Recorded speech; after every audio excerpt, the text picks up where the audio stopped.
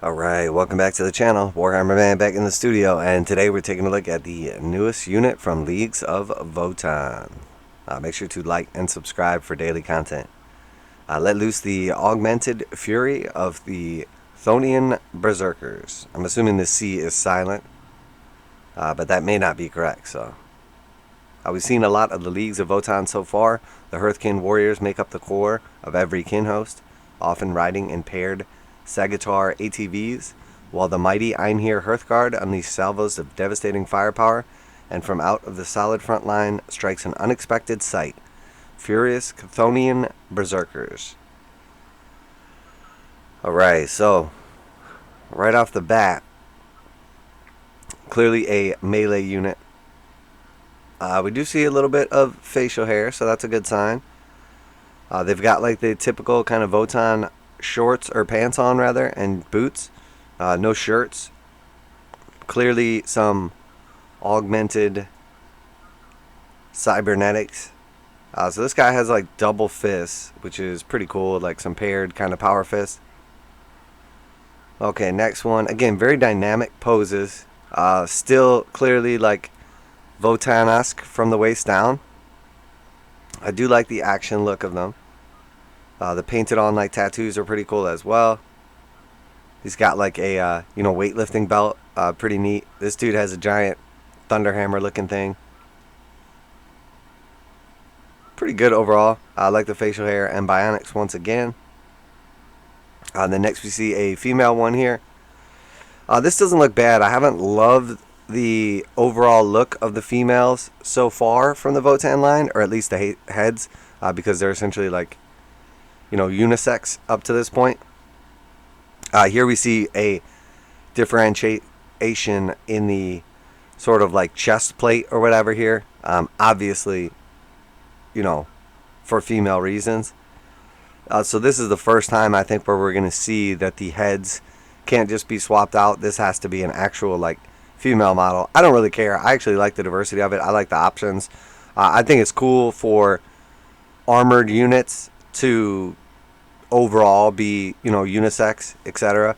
Just because you're probably in real life, if you take a regular, let's say for instance like police officer or something like that, you take a man, you take a woman in roughly the same physical like size or condition, and you strap on a uniform, a bulletproof vest, and all the little gibbons, equipment, etc.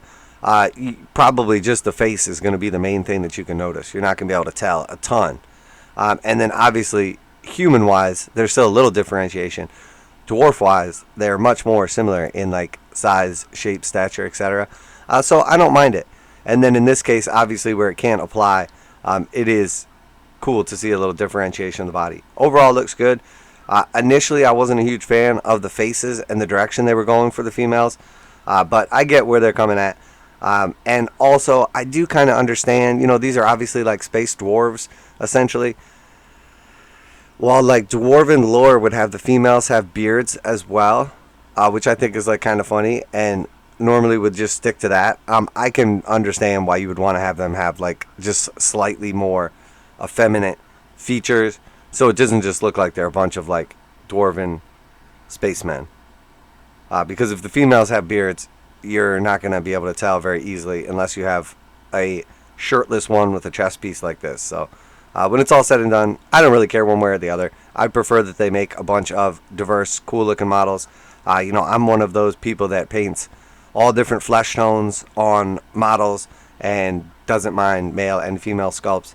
Honestly, as long as the sculpt looks good. So that being said, already spent way too much time talking about the male-female argument or case or whatever. I know some people really care. Other people don't care at all. For me, I would prefer to have options. So I'd say it's a good thing. Overall, the model looks cool. Holding the double hammer. Some more metal augmentations. And the face doesn't look nearly as atrocious as some of the others have so far. So overall, it looks good. And here we see another one. So maybe we're not seeing a complete differentiation. I take it back because of the chest plate. Because here, this one is clearly a man. And he has like that same kind of like armor looking chest plate. So I guess you can still kind of like unisex these. So that is pretty cool. Here we see obviously a big old axe with sort of like a pick on the back of it. Looks good. Overall, the models look good. They definitely look plenty cyborg. And they're pretty diesel too, honestly. So here we see another one with the axe and kind of like pick on the back. Basically just the polar opposite of the last one. It's like the same pose too, just like reversed. Yeah, overall look good. So again, I always like to pay attention to how many they show us. In this case, they're showing us 5 total, and we see 3 different weapon combinations: the double fist, the 2-handed hammer, and the 2-handed axe. Overall look good. 5 in a kit. So again, these models are probably looking bigger than they are. Remember, they're going to be like short and stocky. So this is probably going to be, I would like to say a $50 kit just because the models are small, but it's probably going to be $60 for 5 of them because they're clearly like, you know, elites. And they're a little chunky. The courageous warriors of the Cthonian mining guilds represent some of the most heavily augmented kin. Unreasonably brave souls who have enhanced the physical capabilities of their clone skins with cybernetic upgrades. All the better to extract precious minerals from the rad-plagued nebulae, explosive asteroids, and fathomless ocean depths. It's tough not to get distracted when I'm going through these articles like in real time with you guys, because I'll like scroll down and start seeing a picture and I want to like look, but I'm still trying to read. Looks good. Again, I really like this. The female head and sculpt looks really good here. Yeah, I like it. Boosted by the cyber sims that flooded their system, the berserks. Weren't they called berserkers?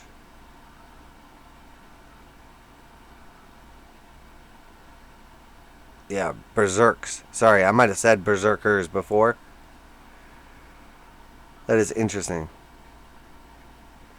Anyway, sorry, distracted myself. Boosted by the cyber stims that flood their systems, the berserks can keep battling through life or death situations. They eschew the high-tech STC weapons wielded by the rest of the kin, using robust mining equipment such as heavy plasma axes and concussion mauls. So heavy plasma axe, concussion mauls. I believe we already got the name of these fists, but I don't remember what it was. In the muscled or mechanical hands of the Cthonian Berserks, these tools become weapons that can penetrate heavy armor or alien carapaces just as easily as stubborn rock and stone. We're not done with the leagues of Votann. There are even more surprises to extract from the mantle below. Blah, blah, blah, blah, blah. So overall, look good. I like them. I like the cybernetics. I like the overall look of them. They fit in very well with what we've seen so far, but they are also very different. Clearly a melee dedicated unit. Clearly giving up some armor for some mobility and intimidation, maybe. Definitely liking the bionics, so that implies they probably are going to have some sort of like, 5 or 6 up invulnerable save. And they are clearly set up to do some damage. So yeah, overall really like them. I really like the direction they're going with the Votann line.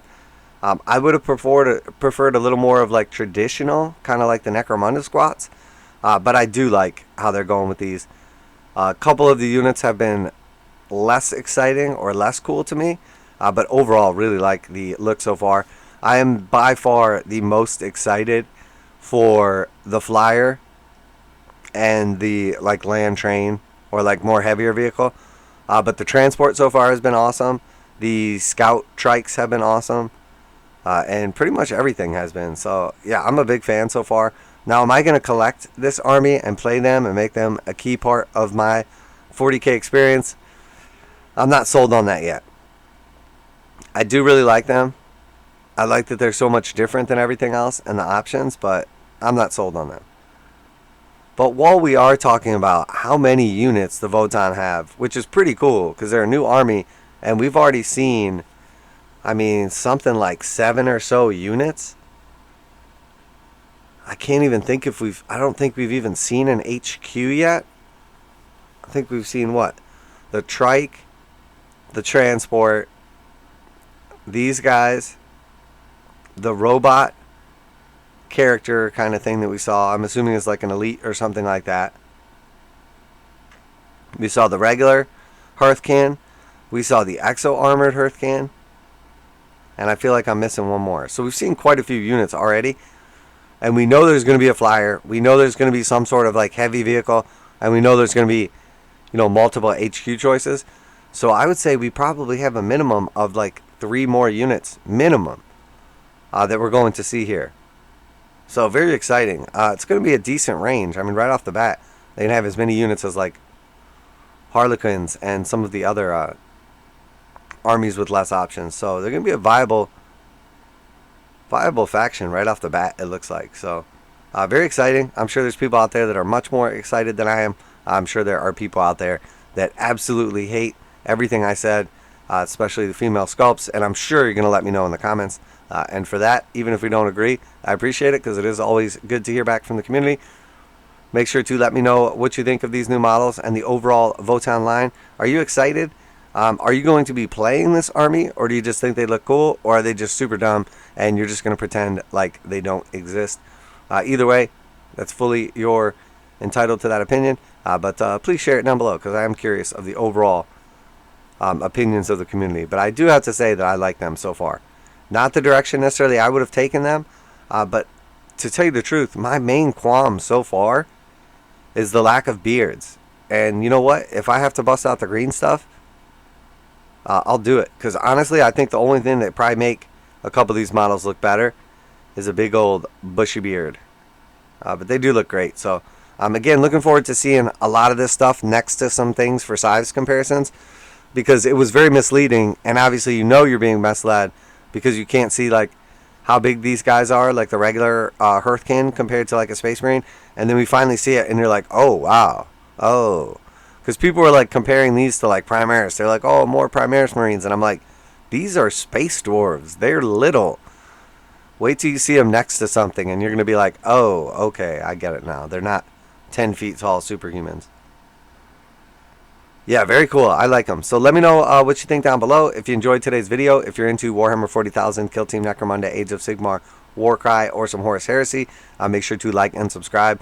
Put out daily content, reactions, reviews, news, painting, model, magnetization tutorials, pretty much anything to do with the hobby. At least one video every single day. Make sure to like and subscribe. We just topped 5,000 subs for each and every one of you. I greatly appreciate it, as it really does help grow the channel, and that is awesome. Really loving the community, the feedback, and you know, the regular interactions with you guys. So if you do leave a comment, there's a very, very high likelihood that I will respond. If it's super long or I get a million comments, sometimes I will miss one here or there, or if it's on like an older video. So no offense, leave another one, and likelihood says you'll get to hear directly from the man. But that's it for today, Warhammer Man Studios. I'm Warhammer Man. Thank you all. Have a great day, and I'm out of here.